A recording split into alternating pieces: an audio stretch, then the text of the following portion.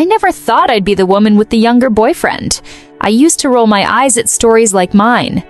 My ex-husband Michael left me for a 23-year-old fitness influencer. He was 52. Everyone praised him. Still got it. What a man!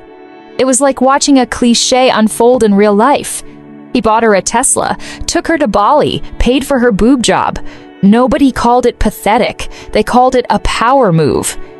But when I, at 50, started dating Jason, a 27-year-old EMT, suddenly I was a joke. Oh, she's having a midlife crisis. She's just desperate for attention. She must be paying for everything. I won't pretend Jason and I met under some rom-com circumstances. The truth?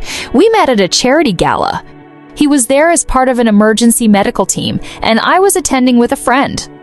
I had one too many glasses of wine, tripped over my own dress, and Jason caught me before I face-planted into a dessert tray. The moment our eyes met, I felt something I hadn't felt in years, an instant electric pull. He flirted shamelessly. I laughed like I was 20 again. That night, we exchanged numbers, and against all logic, I texted him first. It started out casual, dinners, drinks, late-night talks. Then it turned into passion explosive, can't keep our hands off each other kind of passion. I felt alive in ways I hadn't in decades. And the best part? He treated me like a queen. No games, no ego, just genuine, unfiltered appreciation. But the world didn't see it that way. My daughter, 28, was the first to call me out. "Mom, you're embarrassing yourself. He's using you." "For what? Homemade lasagna and Netflix marathons?" I snapped back. She rolled her eyes, but I saw the judgment in them. My ex's brother, who never had an issue with Michael dating someone half his age, and me a smug text. "Having fun with your boy toy?" Even my best friend, who had supported me through my divorce, pulled me aside and whispered, "Are you sure he's not just with you for, financial security?" I wanted to scream. Jason, meanwhile, never asked me for a single thing. He paid for our dates when he could. He worked long, exhausting shifts saving lives, never once using me as a crutch. The only thing I gave him was a place to crash sometimes because his apartment was tiny, and even then he insisted on paying rent when he stayed over. But the pressure kept building. One night, after another brutal argument with my daughter, I broke. I told Jason we should take a break. He stared at me, wounded. "Because other people don't approve?"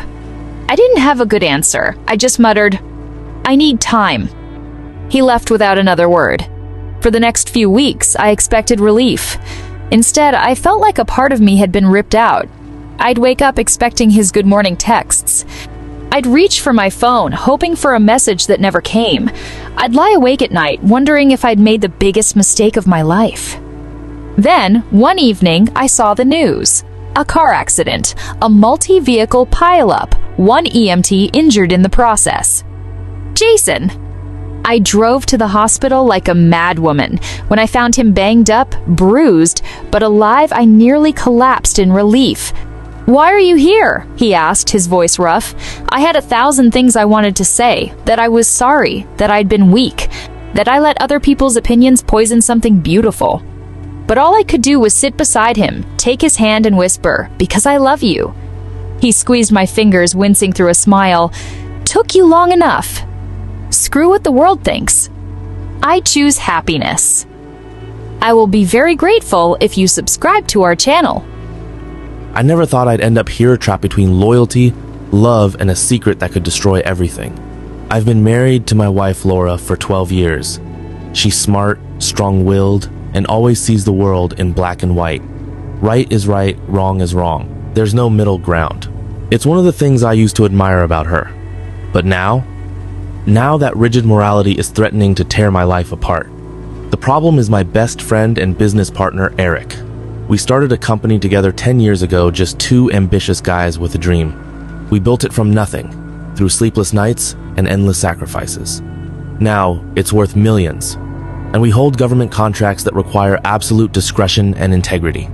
If one of us goes down, the other isn't far behind.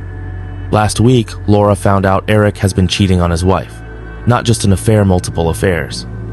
Apparently, his wife, Jenna, had suspected for years, but only recently found the proof she needed. When she confronted him, he didn't even deny it. He just packed a bag and left. That night, he showed up at my place with a bottle of whiskey and a smirk like it was all a joke. Laura, on the other hand, was livid. She said Eric was scum, a liar, a snake, and that I needed to cut ties with him immediately, not just personally, but professionally too. She wanted me to sell my share of the business, sever all contact, and move on before his lack of integrity bled into our company. Her exact words, "If he can betray his own wife, what makes you think he won't betray you?" And I get it. I really do. But the thing is, I trust Eric when it comes to business. He's always been solid. We've covered for each other, made each other rich, and shared every risk along the way. Just because he's a terrible husband doesn't mean he's a bad business partner, right? I tried explaining this to Laura, telling her that marriages are complicated, that we don't know what goes on behind closed doors. Maybe Jenna wasn't innocent in their problems either.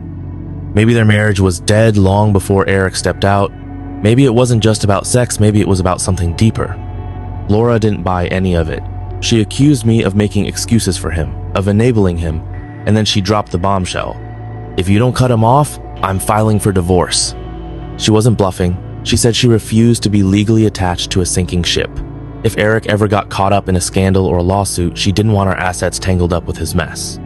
And beyond that, she was disgusted she couldn't stand the idea that I would willingly stay friends with a man who had zero respect for marriage. And I swear, I almost considered doing it. Almost. Just to keep the peace. Just to avoid watching my marriage crumble over something that isn't even my fault. But there's a problem. If I turn my back on Eric, he'll take it personally. And Eric knows things about me. Because, yeah, I've cheated too. It wasn't some long-term affair, nothing emotional. But it happened, more than once. And Eric covered for me, just like I covered for him. We made sure each other had airtight alibis.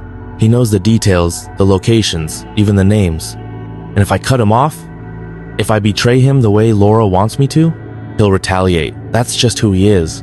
I'm not naive. He'd tell her. He wouldn't hesitate. And then my whole life would explode.